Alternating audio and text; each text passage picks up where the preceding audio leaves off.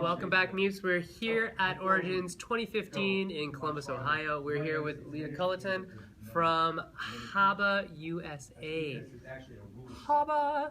The big yellow boxes, the little yellow boxes, and the in-between size yellow boxes have great games for great kids. And a pink box. Oh, yeah, that unicorn game is awesome. What do we have here? This is called Monster Tort, or in America it's supposed to be Monster Bake. I kind of like the tort. Tort. I like tort. Yeah. And how is this played? We're going to play a game here. It is for children ages 5 and older. And they're 42 and whatever. So my age. Your age, yeah. And these are the recipe cards. We're gonna race each other and try and bake a cake. And there might be 3 little colored wooden balls. So I don't know if you can see these, but these are little colored wooden balls made in Germany. And so we randomly shuffle these and flip one over, and we race each other to try and get those ingredients into your bowl first. And where is this going? So it's just sitting on the table, so we need to be able to see it. 4-player spot. So we need to collect a red, green, yellow, and pink. And nothing else. You're already sorted here. And nothing else? I don't know what you're talking about. I was holding the box. All right. So you probably want to put that down so people can. Okay, ready, set, bake. Bake. Oh. So you can kind of play this offensively or defensively. I'm gonna be offensive. You're good. Oh, she's good. I'll give you the tip after I get done of how to. Oh, I don't need that. You can have that one. I don't want that one. I don't need that one. The only ones I can get are the ones I don't need. Are we playing nice here? Well, we're playing. You text in, and I'll bake. What do I do this and bring it on? Come on. Pink, and all I need is green. Look at these guys. You're making a messy kitchen here. That's what I do. Getting the ingredients everywhere. Yeah. I think I got this. I got this. All right. So, I won. I think she's played before. I have a technique. Oh, okay. So teach us your secret technique. Kids actually do it very intuitively. But when you put your spoon in there, if you get it kind of in the middle of the wall here, now I'm trying to show you. It's only when you have to prove it that it becomes. You kind of pinch it against the wall. And it pops. And there it pops up. Oh, let's see. Yeah. Pinch and pop. Oh my God! Look The at that. pinch and pop patent technique. Trademark. And I've also learned. Oh, that's so easy now. Oh, okay. And then I learned. Master. Somebody yesterday showed me how they pop it. They get it to the edge. Yeah, that's what I was trying to do, and it was not working. Too aggressive. That's no. I like it. How about you? Yes. So that was fun. What makes a Haba game? What makes a Haba game? Wooden pieces. Yeah, for sure. High quality wooden pieces. And several ways to play. Competitive, cooperative. That's what Haba is really known for, is making just many different versions. There's always different ideas of how you can play the game. Absolutely. Yeah. Okay. And how does somebody who's designing games, like children's games, what do they have to think of differently than a traditional board game or a hobby level game, like Settlers of Catan style game? I think the visual is more important. Definitely the visual. I guess I shouldn't say that because it's very important to you guys with all of your little meatballs and everything. But the visuals are important. I think that the whole idea that there's something that attracts them to that. Absolutely. So whether it's a physical, that the game is part of the box. Right. You saw a lot of our games are part of the box. Yeah. So it's just always thinking outside the box, that the box is not just part of what you store the game in, but the box is probably part of the game. Right. And what types of skills do you find that Haba games promote in development of children? Dexterity, color recognition, shape recognition, cooperation. Right. Even just practicals like rolling a dice. Yeah. It's amazing how many at Gen Con I saw parents say, well, roll the dice, and the kid would just throw it. Sure. And the parents were like, oh my God, my child does not know how to roll a dice. And you say, honey, take 2 hands and drop it. And that something means, that top, dice means something. You're looking for that. Yeah. Right. And if I was a designer wanting to get a game that I designed for kids to Haba, would it go through you or Haba Germany? Haba Germany. Okay, but would you be a person to be able to contact, because you speak English, to get us in touch with people in Haba Germany? There's a form. Okay. So there's a standard form because they get so many submissions. Right. So in fact, I talked to a designer this morning that got 2 games to pre-selection. So evidently you submit your idea through this form, and you can get that form on our website at Haba habausa.com Okay. or email, HabaUSA.com. yeah, or email me and I can send it to Point you. you in the right direction. So that form then gets submitted to the Marcus Nickisch, who's the lead developer of the games in Germany, and they go through a pre-selection process. Okay. So then they let the designer know if they made that pre-selection process, and then they have to make a final selection out of that.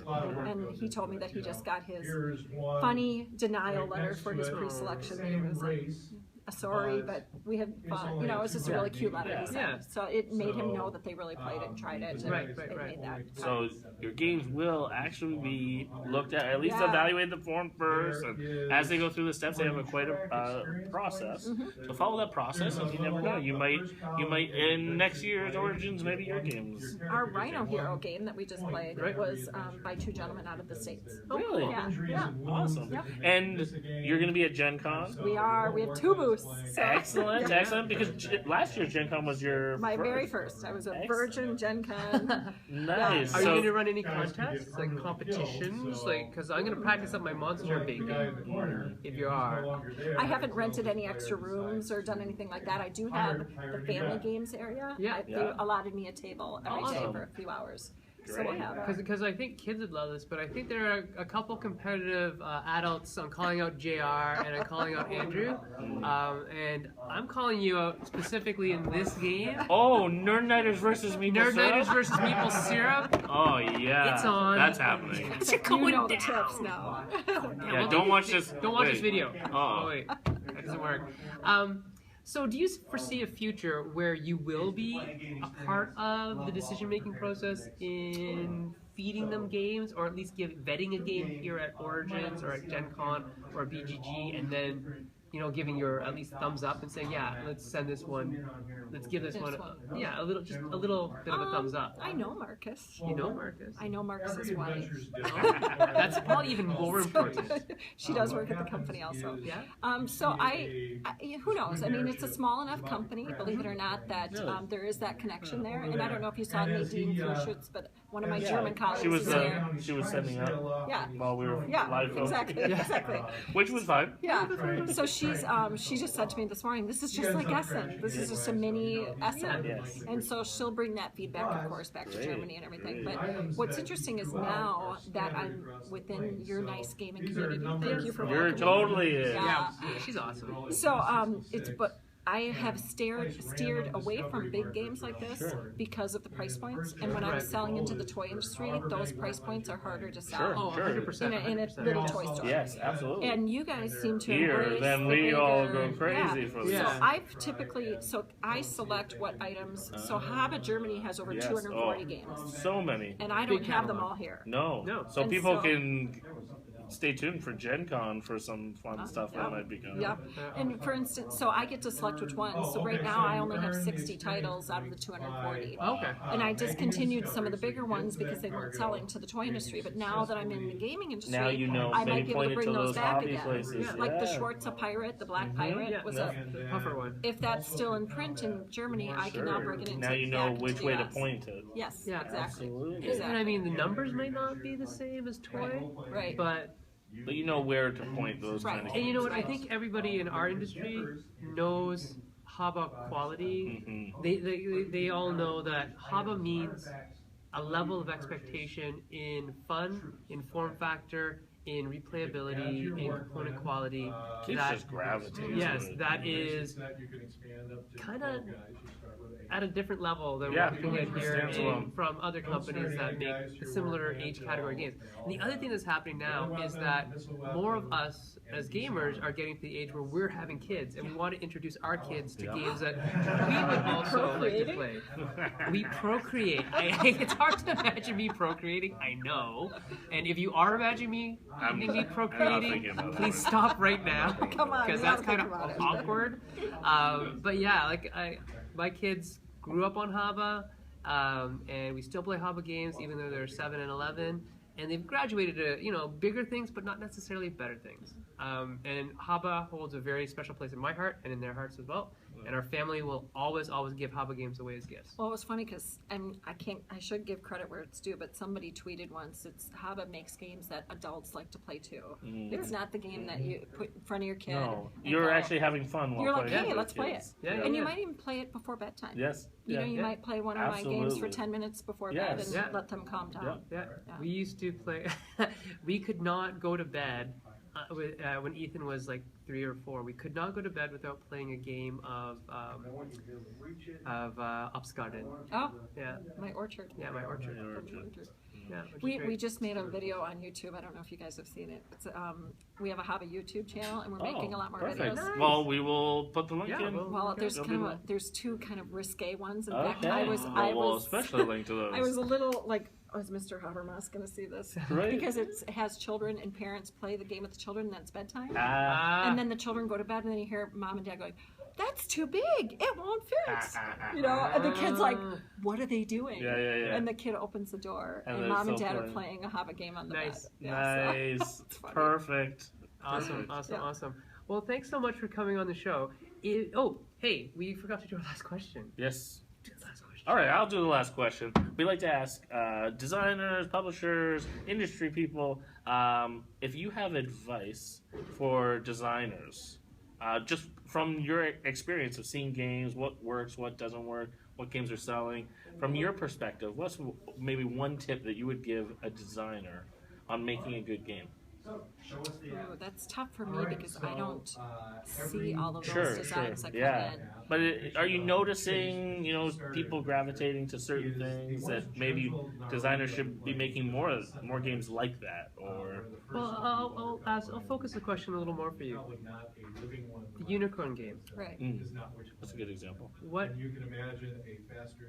is different about that puts it in that box that is different than the rest of the line, and how can you see that kind of thing proliferating throughout the line? It's interesting because that unicorn game was put into a pink box, not because it was gender specific. No. And in fact, I know a lot of boys that play love that game. And I actually raised that question with Haba Germany, but they're putting more of their games in different color boxes. Blue, they have some blue Ghost Blasters and some orange Don't for cross the some other. streams. Yeah, and they're doing that because in Germany they're so well into retail that the shelves are too yellow. Too yellow for them. That's hilarious because when we were periscoping, there were multiple being, I love when I see yellow boxes or comments were coming up. I always know the branding. I know where to find them. Well, in Essen, have you been to the Essen booth? I have not yet. So the Are you Essen going booth, this Essen? No.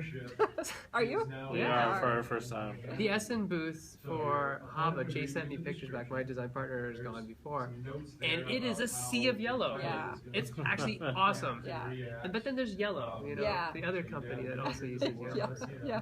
So they're trying to distinguish themselves a little bit from that. But it's that other pieces that are being involved. And like we have that fire dragon with the volcano, and it has the little rubies and stuff. So we're seeing more, I guess I'm seeing more from coming out of Haba with those other non-wooden pieces. Right, and like three-dimensional pieces. Yeah.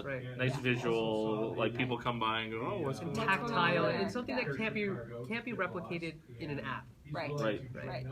Yeah.